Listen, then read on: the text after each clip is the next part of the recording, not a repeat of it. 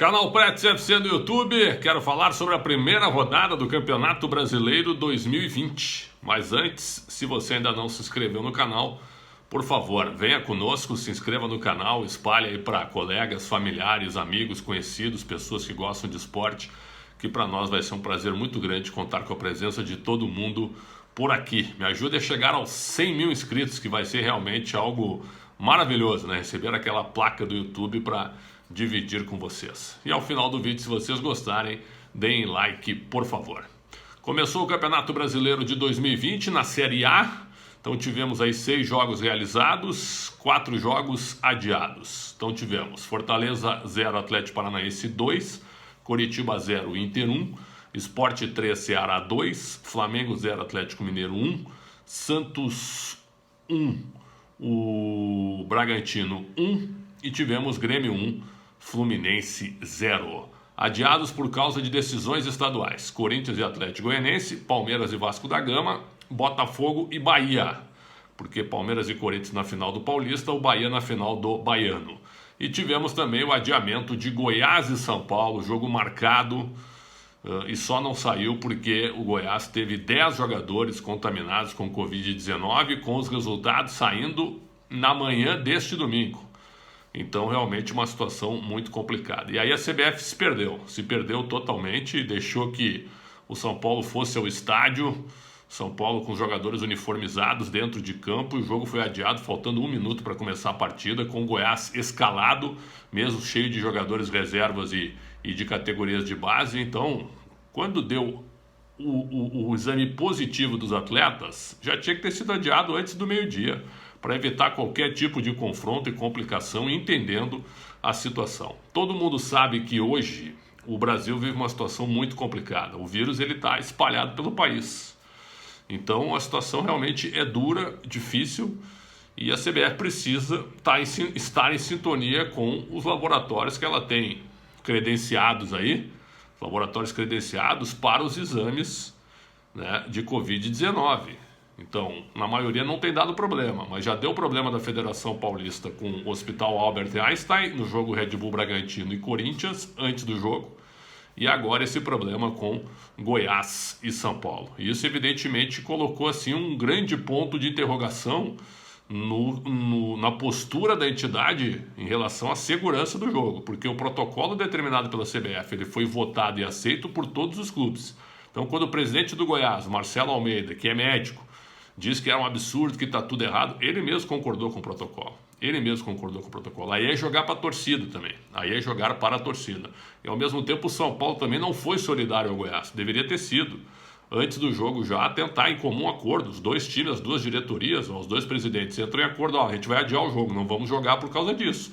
Comunique a CBF, o STJD, e fica tudo certo, antes do papelão que foi feito com o São Paulo uniformizado dentro de campo e com o Goiás já tendo divulgado a escalação do time. O jogo foi adiado para uma data ainda a ser marcada, e a CBF com uma nota oficial lacônica, que diz o seguinte: a decisão da CBF de adiar a partida entre Goiás e São Paulo neste domingo foi guiada pela determinação de preservar a saúde dos jogadores. O adiamento da partida foi definido assim que chegaram os resultados da contraprova dos testes solicitada pelo Goiás.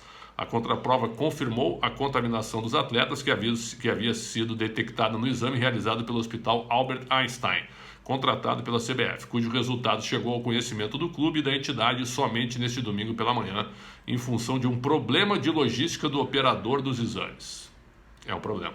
A comissão médica da CBF já determinou à instituição hospitalar que assegure o cumprimento do prazo correto de envio dos resultados dos exames, mantendo a sua qualidade e confiabilidade.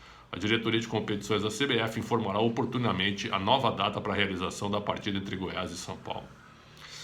É uma prevenção, assim, vai ter rodada no quarto e domingo, então, pelo menos 24 horas antes, os clubes têm que informar se está tudo bem, para que não aconteça, de repente, esse perigo à saúde dos jogadores, esse risco à saúde, e de quem vive no futebol, né, de quem faz parte do staff dos atletas, e ao mesmo tempo também para dar confiabilidade à competição, que é a principal competição do cenário nacional. Vamos ver se eles se arrumam e pelo menos se eles não entram em contradição e conflito, os dirigentes da CBF junto com os dirigentes também dos clubes. Goiás e São Paulo adiado para uma nova data. Lembrando também que na Série C Tivemos um problema com Imperatriz, que fez um deslocamento absurdo, né? Saiu de Imperatriz, foi a Belém, Guarulhos, via aérea, depois Guarulhos, João Pessoa via aérea, João Pessoa, Campina Grande para jogar contra o 13 via terrestre.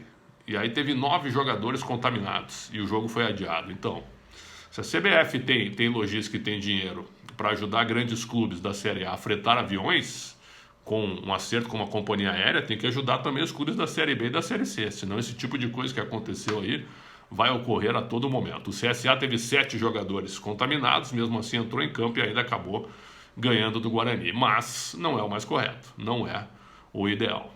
Dito isto, vamos a uma análise da rodada, dos jogos de sábado, a grande vitória do Atlético Paranaense, que é um time que realmente está acertadinho, com o técnico Dorival Júnior, tem uma cara bem interessante. O Inter conseguiu uma recuperação contra o Coritiba, o resultado foi melhor do que o desempenho, mas precisava ganhar, porque o Cudê já estava pressionado pelas derrotas em Grenais e a eliminação do Campeonato Gaúcho para o Grêmio. E o Sport foi surpreendente, ganhou do Ceará, o Ceará é um time bem ajustado, que foi campeão da Copa do Nordeste, e o Sport venceu, com destaque para o centroavante, o Elton, que marcou 2 gols. Nos jogos de domingo, eu destaco o empate do Santos contra o Red Bull Bragantino. O Santos perdeu a oportunidade de matar o jogo, errou um pênalti com o Sanches, perdeu 2 gols incríveis com o Soteldo, fez 1-0 com o Marinho num frango do goleiro Cleiton, mas aí tomou o castigo, o empate do Claudinho na segunda etapa. Aliás, o Claudinho se reserva do time do Bragantino, o Felipe Conceição tá de brincadeira. O melhor jogador da Série B do ano passado, o Claudinho, tem que jogar. E aí também tivemos o fato do Bragantino empatar o jogo e do Santos perder 2 pontos em casa na estreia do técnico Cuca, que chegou a dizer até que está surpreso com a velocidade do jogo e o espaço cada vez menor para se desenvolver tática e passes, e se desenvolver lances durante os jogos. A declaração do Cuca depois que ele ficou quase aí 1 ano afastado do futebol. Mas o Santos perdeu 2 pontos. E me parece que o Santos está com os jogadores, sabe, ansiosos, irritados, nervosos. O Soteldo perdeu 2 gols que no ano passado não perderia. E o Santos perdeu 2 pontos e o Bragantino ganhou 1. Essa que foi a realidade da partida. O Santos tem que tomar muito cuidado. Hoje o objetivo do Santos é fazer 46 pontos, porque a situação não é fácil.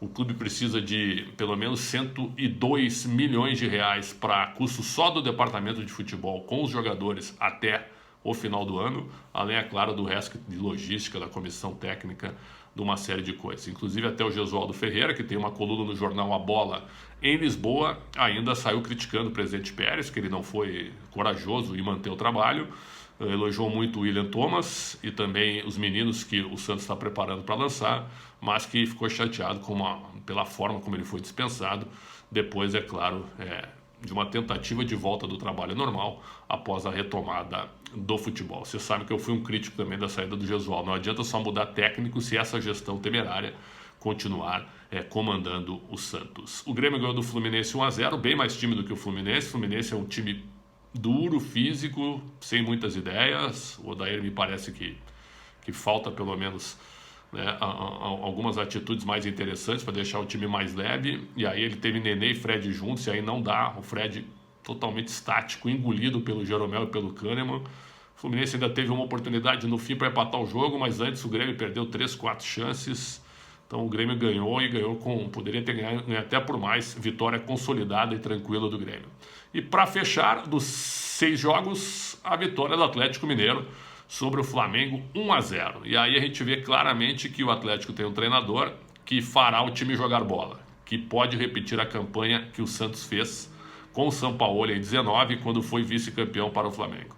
E o Atlético pode repetir essa campanha que o Sampaoli fez com o Santos, comandando o Galo. Pô, ele escalou um time que, se você pegar do 1 ao 11, não tem nenhum grande nome assim, né? É um time realmente médio, com alguns bons jogadores, onde ele, com sistema tático, conseguiu transformar numa equipe em condições de segurar o Flamengo. Apesar de que o Flamengo no primeiro tempo teve chances claras de gol e não conseguiu marcar, e o Atlético fez um gol contra do Felipe Luiz no cruzamento do Guilherme Arana, que todo mundo já viu, e teve a chance também de fazer 2-0 com o Savarino na frente do goleiro Diego Alves. Mas aqui, ó, o time que começou o jogo do Atlético: Rafael, aí os 3 zagueiros lá, o Alonso, o Gabriel e o Igor Rabelo.